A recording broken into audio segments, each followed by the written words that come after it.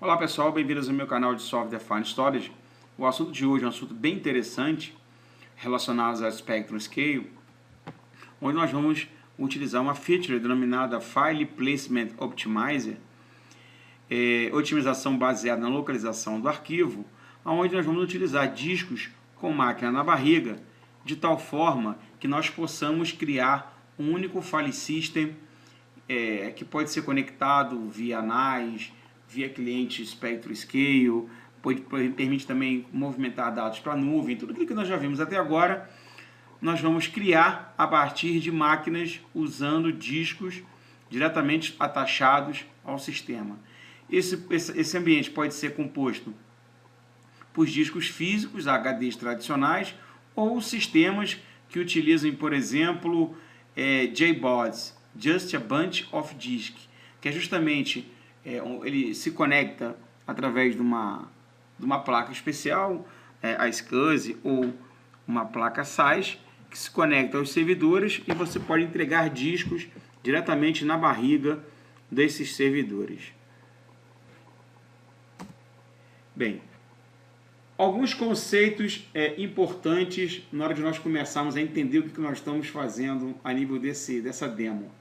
Primeiro que a unidade de operação de I/O, a maior unidade de operação de I/O e espaço de alocação de um file system é chamado de bloco. Um bloco é especificado no momento que nós criamos um file system. E o tamanho do bloco define a largura do dado que vai ser distribuído nos discos usando o Spectrum Scale. Eu posso dizer que o Spectrum Scale suporta tamanho de blocos de 64K até 16 MB. E o padrão dele é 256 KB. Bem, outro conceito importante é o conceito de chunk, ou pedaço, né? Quer dizer, um chunk é um agrupamento lógico de blocos que se comportam como um grande bloco, tá? Então, nós criamos um negocinho chamado fator de grupo de bloco, que dita o número de blocos que vão estar dispostos no disco anexado no meu ambiente. Tá? Normalmente os dados são divididos em chunks, e cada chunk é mapeado para o nó de acordo com uma configuração específica de afinidade de escrita. Tá? Então, o ambiente do Scale, quando a gente define o tamanho do bloco, nós fazemos uma multiplicação do tamanho do block size, multiplicando com o fator do grupo de bloco para me resultar o tamanho de um chunk. Isso nós vamos ver mais lá na frente, quando nós vamos configurar o arquivinho que vai gerar o file system, que vai nos permitir fazer essa configuração. Outra visão interessante chamamos de storage pool uma coleção de NSDs. NSD significa Network Shared Disk, ou seja, cada disco aqui é chamado de NSD, e eu posso criar um único pool juntando todos esses discos e chamar de System, ou FPO Data, ou Big Data. Então eu posso criar um nome para uma coleção de discos que compõem um ambiente. Então imagine que eu tivesse dois discos aqui, eu poderia ter o pool A e poderia ter o pool B.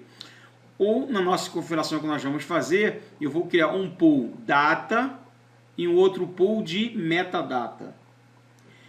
Cada equipamento, cada disco anexado, cada máquina independente é chamado de failure group. O que é um failure group? Nada mais é do que um conjunto de discos que compartilha um ponto único de falha. Perfeito? Então, cada máquina com cada disco é um failure group. Então, por exemplo, isso aqui eu tenho 1, 2, 3, 4, 5, 6, 7, 8. Eu tenho 8 grupos de falhas. Para evitar que o dado se perca na queda de uma máquina, nós vamos configurar réplicas. No mínimo 2, no máximo 3 réplicas, que é que eu consigo acoplar dentro dessa solução. Ok? Outro conceito, um termo muito utilizado na topologia de FPO é o conceito de farthest apart, que significa mais distante, ou close together, ou seja, mais junto de alguém, tá? Numa definição de grupo de falhas. Então eu posso dizer que um dado que esteja aqui esteja farthest apart, significa que esse dado pode estar sendo colocado nesse cara, ou qualquer um no rack, qualquer coisa no rack 3. Por quê? Porque a réplica tem que ficar mais afastada possível do rack principal. De tal forma que se cair o rack principal, eu tenho esse meu dado replicado em outras localidades. Tá?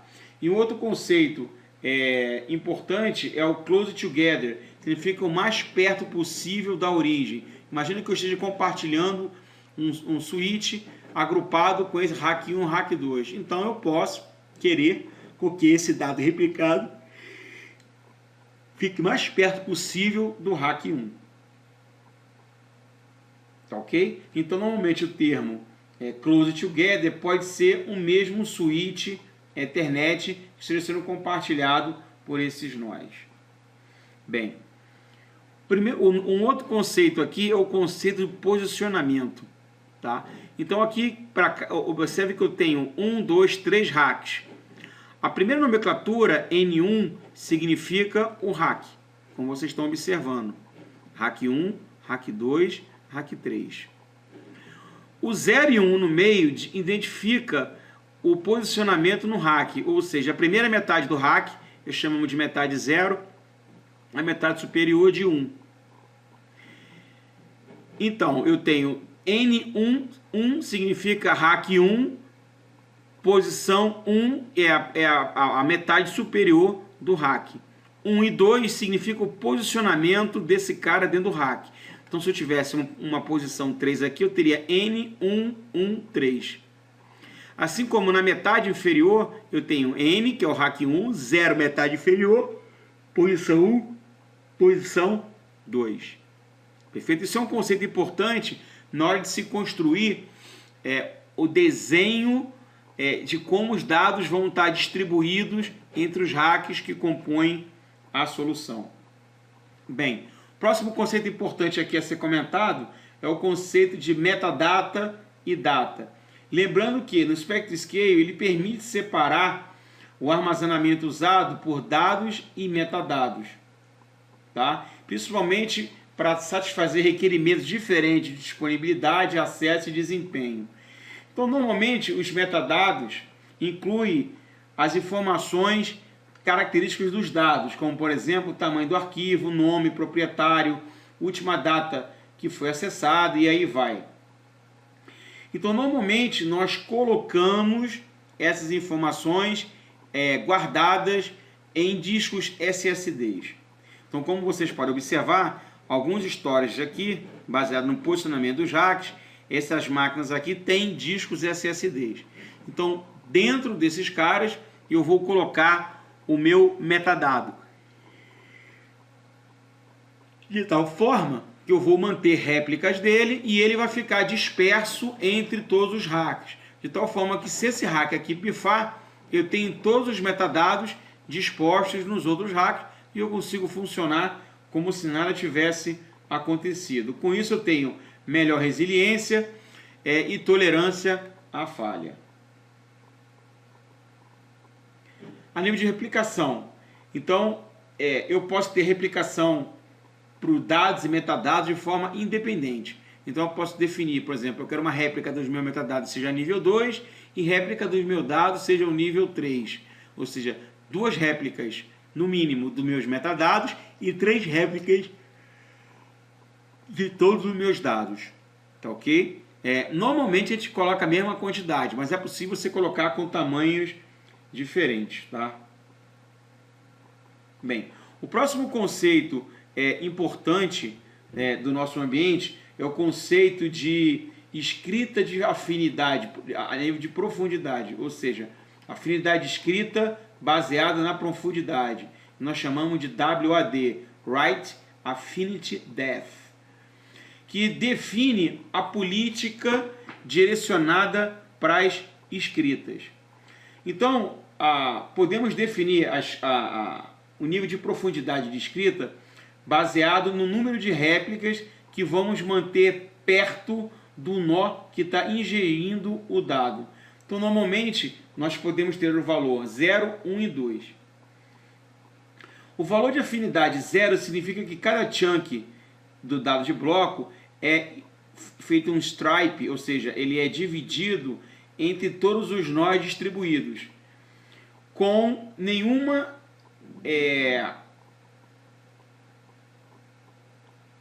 na qual nenhuma réplica pode ficar no mesmo failure group. O que é um failure group?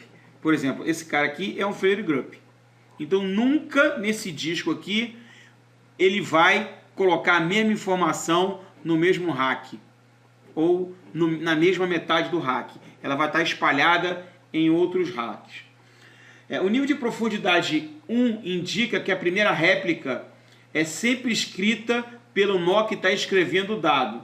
E as segundas e terceiras réplicas são espalhadas a nível do chunk nos nós que vão estar mais distantes. Então, por exemplo, se esse cara aqui pegou a primeira réplica, ele escreve aqui, e as demais réplicas ele vai colocar o mais afastado possível desse nó. Já no nível de profundidade 2, indica que a primeira réplica é sempre escrita pelo nó que está escrevendo o dado, e a segunda réplica é sempre escrito no nó do mesmo rack como primeira réplica. Tá? Ou seja, ele coloca sempre a primeira réplica aqui e a terceira réplica na outra metade. Colocou aqui, uma outra réplica aqui, e a terceira réplica ele espalha entre os outros racks o mais distante possível do ambiente.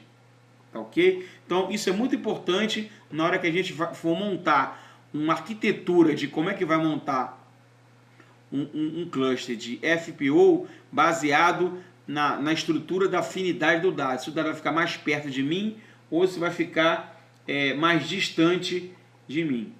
Tá? Normalmente, num ambiente de Hadoop e Data Warehouse, a gente coloca a afinidade de escrita de nível 1, ou seja, ele fica sempre o mais distante de mim. Mas tem outras aplicações que você pode colocar nível 2, que é o mais próximo. Mas aí eu perco um pouco de tolerância à falha, porque se cair uma fase e todo o meu rack 1 pifar, é um risco muito grande que eu vou perder 2 réplicas.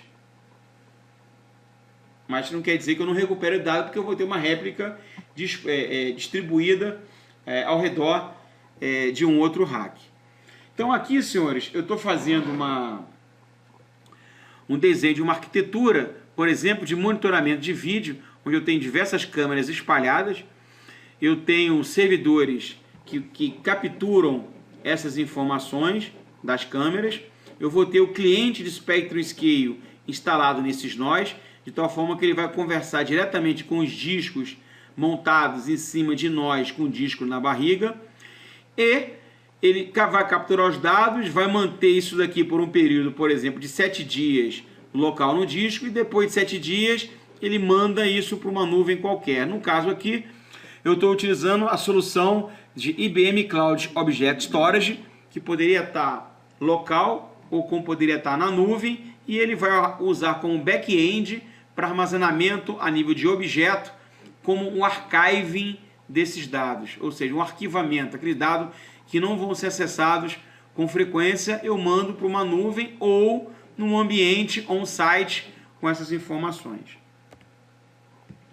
Aqui é um exemplo clássico do Spectrum Scale Client, instalado na máquina Windows, que vai estar levando aquela máquina, onde a máquina Windows enxerga diretamente o cluster de Spectrum Scale, olhando todo o ambiente numa visão de Windows.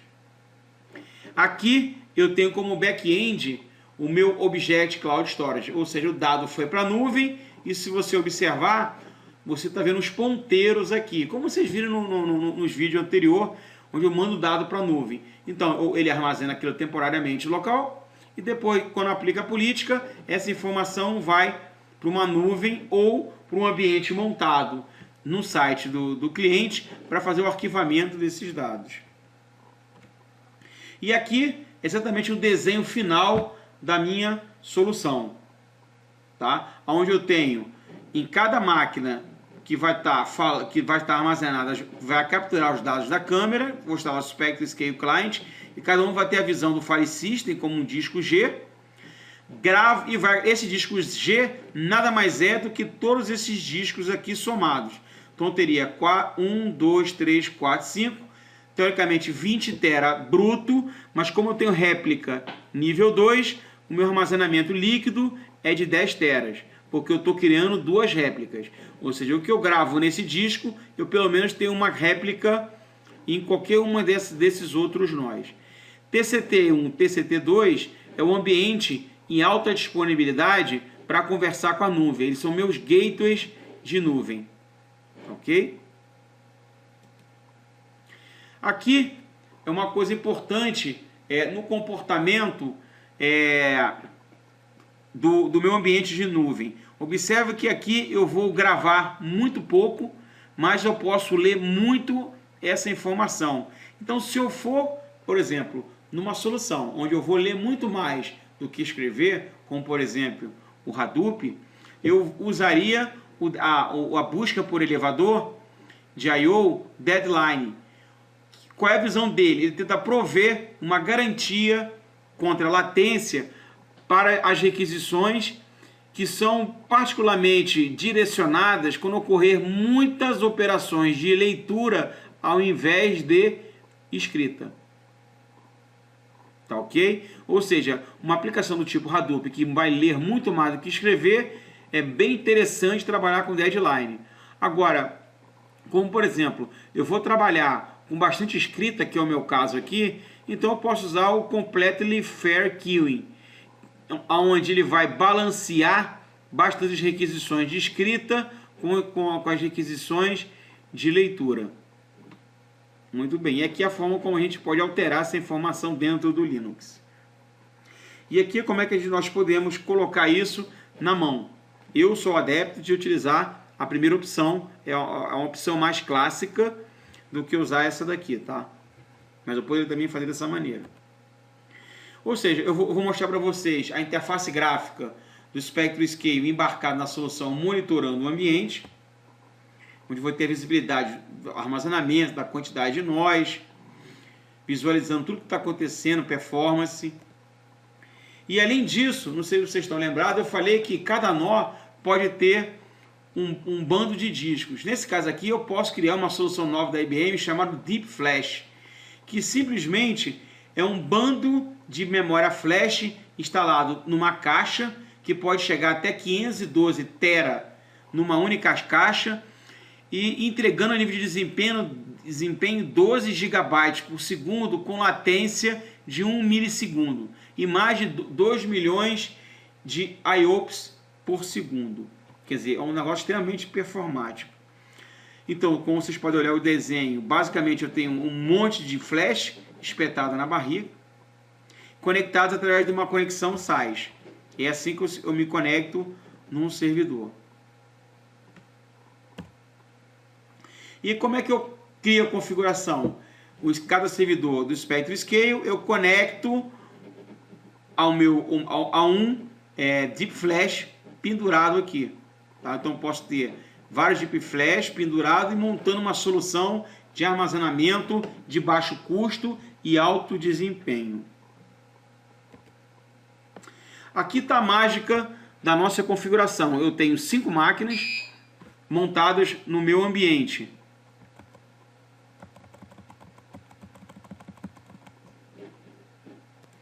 Então, a nossa solução aqui é composta por 3 servidores que vão armazenar um disco na barriga. Na verdade, ele tem 2 discos na barriga. Um onde vai ficar armazenado dados e o outro metadados.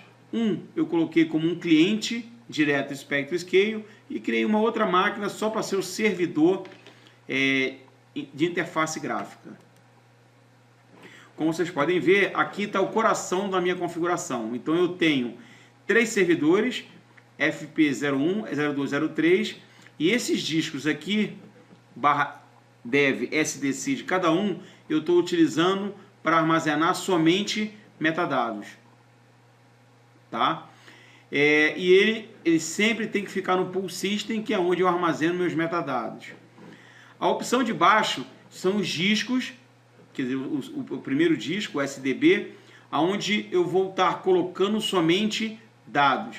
Então observe aqui que eu coloquei a configuração, todo mundo no mesmo rack. Esses dois servidores vão ficar no rack de baixo, posição 0, quer dizer, o half 0, e esse outro servidor aqui está no half 1, quer dizer, na posição de cima. Na metade de baixo do rack, na posição 1, está esse servidor, que é o FP01, na posição 2, FPU 002. E na parte de baixo, o primeiro na parte de cima do meu rack, está o FPU 003. Bem, agora aqui também é uma coisa super importante. Eu estou utilizando um block size de 1 MB e um fator de multiplicação de 128. Isso significa que o tamanho do meu chunk vai ser 1024 vezes 128, que vai me dar um tamanho do chunk de 128 MB. Ou seja, como se eu tivesse preparado isso daqui para trabalhar com Hadoop. Perfeito? Então, isso daqui é a alma da configuração. E o detalhe, ó, o write affinity def igual a 1. Significa que eu vou colocar a primeira cópia no disco que eu estou gravando e a segunda cópia vai ficar o mais distante possível de mim, primeira máquina. É exatamente esse conceito que eu estou atribuindo quando eu estou usando o write affinity def, que eu expliquei para vocês aqui. Aqui está a mágica. Eu estou dizendo o seguinte: eu vou criar o meu file system para fazer montagem automática, quantidade de réplicas de metadado. Eu quero 2 réplicas no mínimo, o máximo vão ser 3, mas eu vou usar 2. E aqui, -R2, mesma coisa, réplica de dados. Eu vou utilizar 2, podendo chegar a 3. Eu estou dizendo aqui por questão de performance, se ele não utilizar o relation time, já deixa ele preparado para trabalhar com cota e ele já vai montar automaticamente num ponto de montagem chamado Big Data. Então aqui também está a alma de como é que eu estou formatando. Então, estou formatando o meu sistema com 2 réplicas. Ok? E além disso, eu criei uma regra de placement, que significa o seguinte: qualquer dado que eu for gravar, ele tem que cair no grupo, no storage pool FPO data. Por que eu tenho que fazer isso? Porque se eu não criar isso daqui, ele vai colocar no padrão, que é o storage pool system. Ou seja, ele gravaria os dados dentro dos discos reservados para metadado. Então eu crio uma política para que todo aquele dado que chegue ao meu /big data, ele vai cair automaticamente no pool FPO data.